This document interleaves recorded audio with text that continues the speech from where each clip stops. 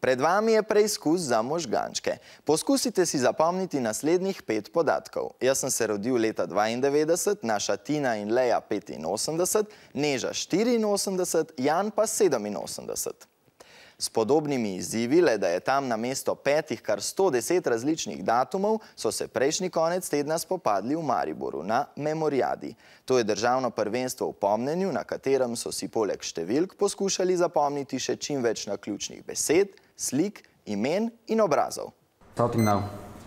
Po znaku sodnika se tekmovanje v pomnjenju, Memoriada 2013, lahko začne. Miselni atleti si morajo v najkrajšem času zapomniti čim več podatkov. Ena od tekmovalnih disciplin so hitre karte, kjer si je treba zapomniti natančno zaporedje 54 kart. Komplet 54 kart je zapomnim tako, da si jih najprej naložim, nato zaprem oči in si jih v mislih ponovim. Na Memoriadi letos tekmujejo tekmovalci vseh starosti, tako fantje kot dekleta. Nova športna disciplina vsako leto pritegne več takih, ki se v miselnem športu preizkusijo iz radovednosti.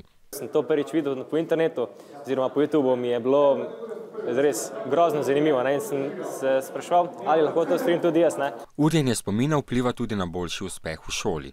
Naprimer, ti si delaš zapiske ponovadi v zvezke in si narediš 60 ključnih točk oziroma ključnih besed in v bistvu, če imaš ti to pot že v glavi, ne rabiš zvezka, ampak si vse tiste ključne besede direkt lahko že napoti in s tem v bistvu ob koncu ure imaš ti nekako celo učno snov, ki je profesor spredaval nekako že v glavi.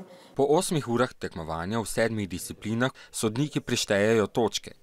1000 evrov nagrade so si letos razdelili gostje iz Nemčije. Slovenskih tekmovalcev pa kljub medalji in utrujenosti še zmore zadnji nasmeh v slovo, v športnem duhu.